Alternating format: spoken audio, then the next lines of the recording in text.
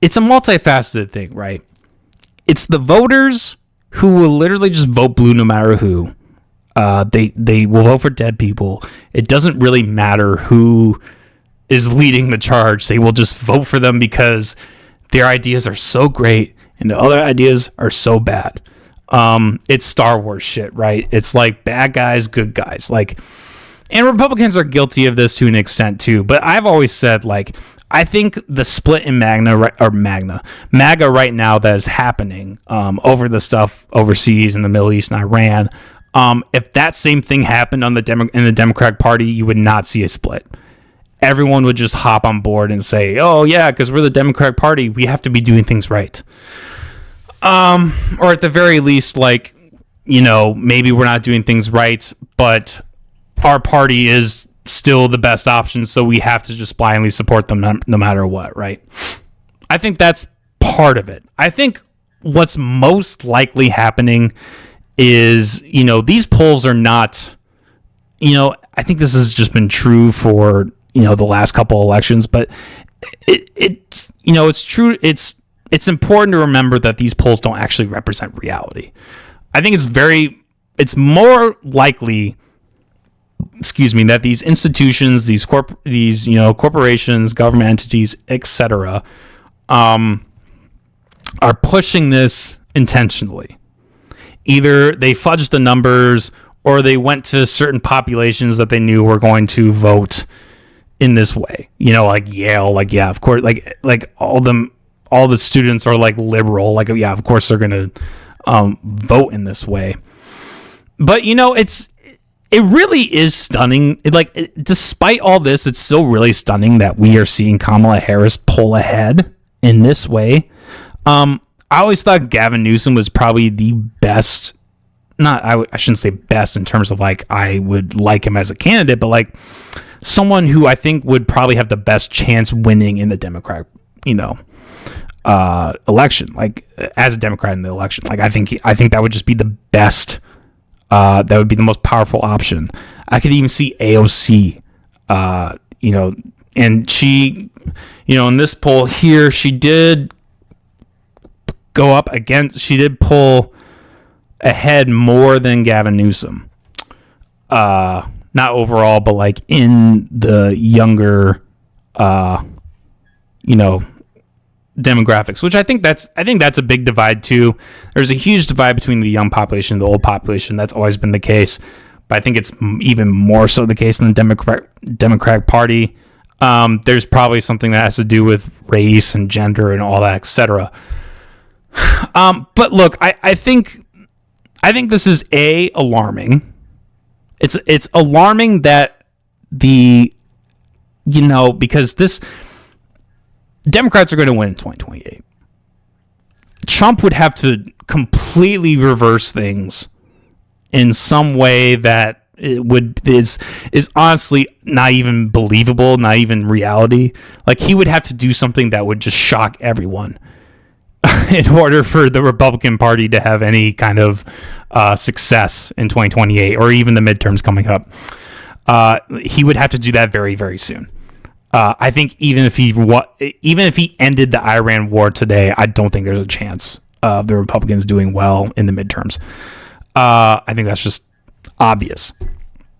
But I will say, when you look at what the Democratic Party is, like, you would want to hope that there would be someone in there that would be at least, have something to them, right?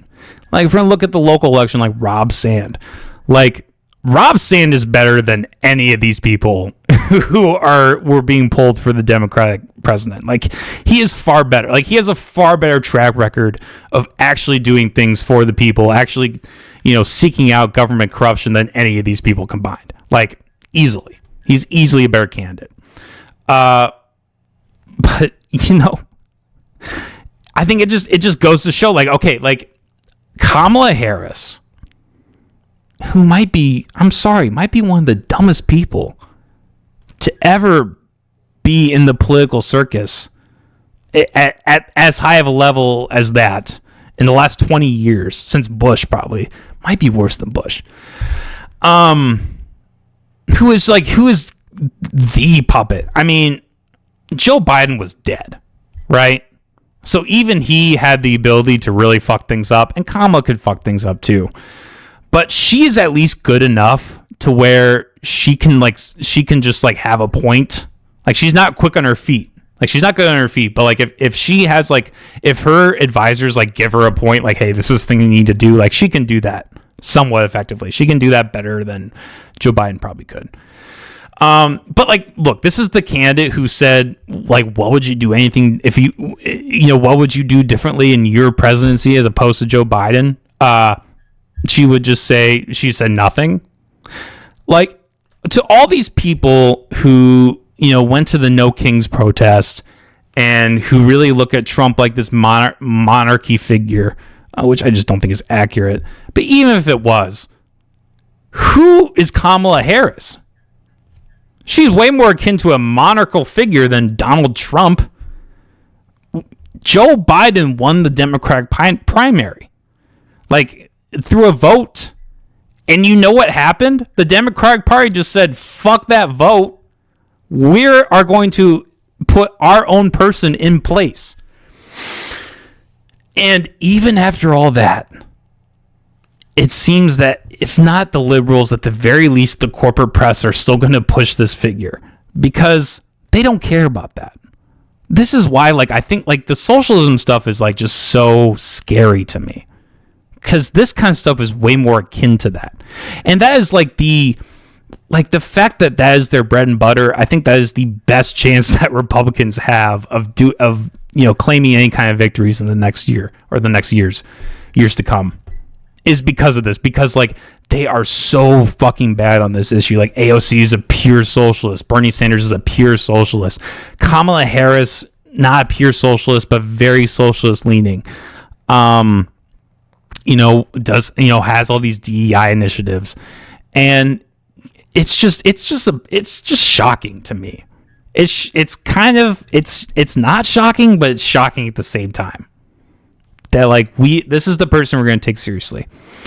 In the same way that in the 2020 in the 2020 election, there was Pete Buttigieg, there was a handful of other people who seemed like fairly okay candidates that like would at least succeed.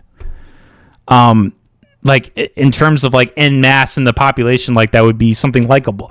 Who did the establishment pick? They picked Joe Biden, and it wasn't because like all the people, like everybody voted for all the people that were there and Joe Biden won.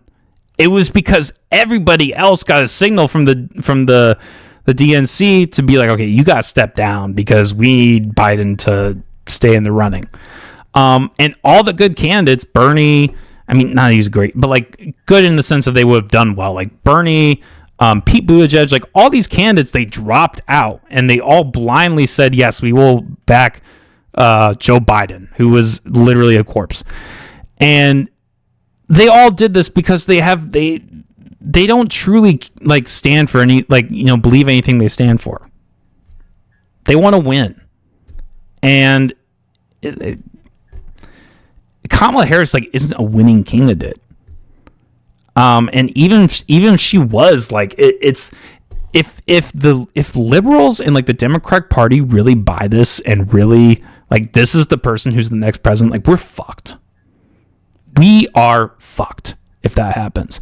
And it would be really sad. It would be really sad that there would be an entire swath of the population that would just say, this is what we want.